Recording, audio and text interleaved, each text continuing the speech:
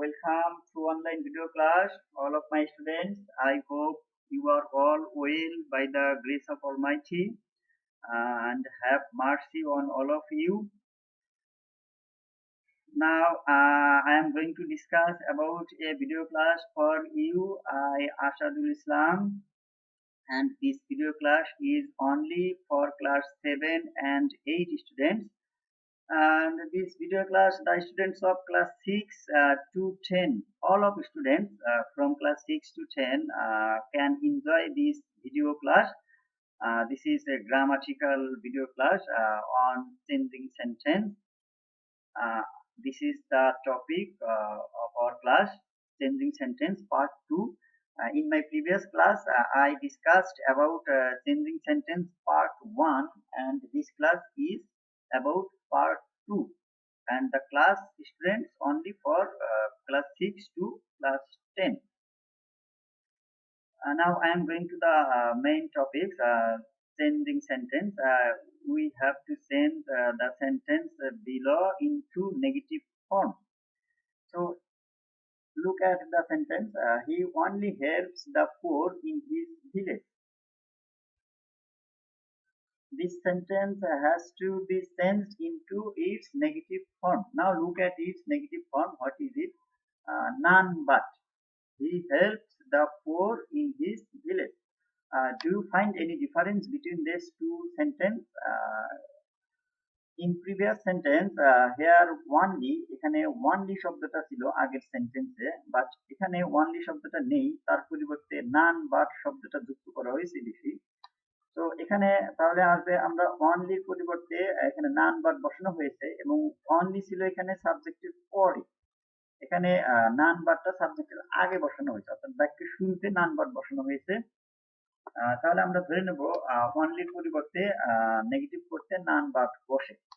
None but he helps the poor in his village. Now I am going to the next sentence. You must read regularly. Now look at its negative form. You can't but read regularly.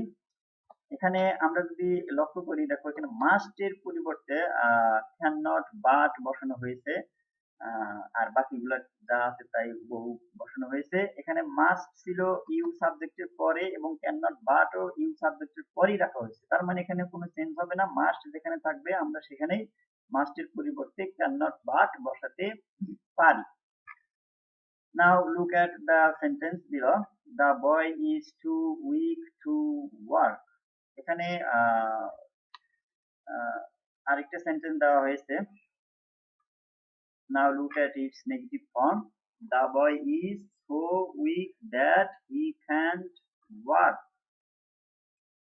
এখানে আমরা কি পার্থক্য দেখতে পাচ্ছি এই সেন্টেন্সের সাথে পূর্বের সেন্টেন্সটার? এখানে ছিল ডবল ও যুক্ত টু এবং সিঙ্গেল ও যুক্ত টু, মাঝখানে ছিল weak, so too dot dot to, এইটা অনুযায়ী আমরা বলতে পারি এখানে এই টু ডবল ও যুক্ত টু এর যেখানে ছিল সেখানে আমরা এখানে সো দেখতে পাচ্ছি, এবং উইকের পরে যে টু ছিল এই টু এর পরিবর্তে আমরা উইকের পরে দেখতে পাচ্ছি হি ক্যান নট বসানো হয়েছে।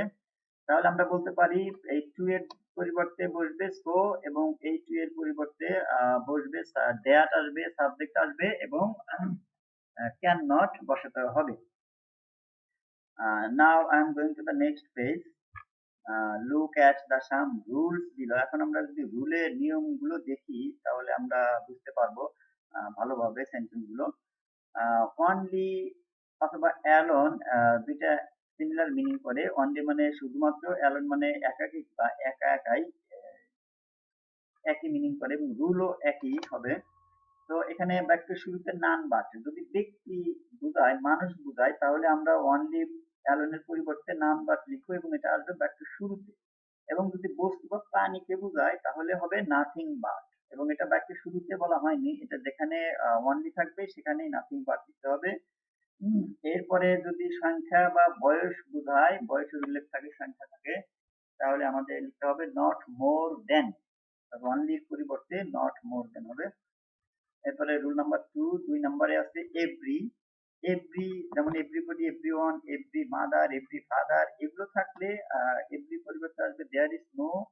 আর এই এভরির পরে যে ওয়ার্ড সেটা ডট ডট এখানে হবে এবং এরপরে বাট যুক্ত করতে হবে, অথবা আমরা এটাকে নো দিয়ে লিখতে পারি, এভরির পরিবর্তে নো যোগ করলে হবে এবং একটা শব্দকে অ্যান্টোনিম করতে হবে, তাহলে আমাদের নেগেটিভ হয়ে যাবে। Now look at tool number 3, must. এটা আমরা উদাহরণে দেখেছি, মাস্ট এবং হ্যাজ টু অথবা হ্যাভ টু থাকতে পারে, এগুলোর পরিবর্তে ক্যান নট বাট বসেছিল, এখানে অবলিক দিয়ে দেওয়া আছে ক্যান নট হেল্প হবে, যদি ক্যান নট হেল্প হয় তাহলে ভার্বের সাথে আইন যোগ করে রাখতে হবে, আর বাদ বাকি যা আছে সব ঠিক থাকবে, চেঞ্জ হবে না। as soon as সেন্টেন্স, দুটি সেন্টেন্স যুক্ত থাকবে, as soon as প্রথম সেন্টেন্সের প্রথমে থাকবে এবং এটা থাকলে হবে বা একটু শুরুতে লিখতে হবে no sooner had, এবং দুটি সেন্টেন্সের মাঝখানে as soon as যুক্ত সেন্টেন্স দুটির মাঝখানে যে কমা থাকবে সেই কমা উঠে যাবে এবং কমার পরিবর্তে দেন যুক্ত হবে।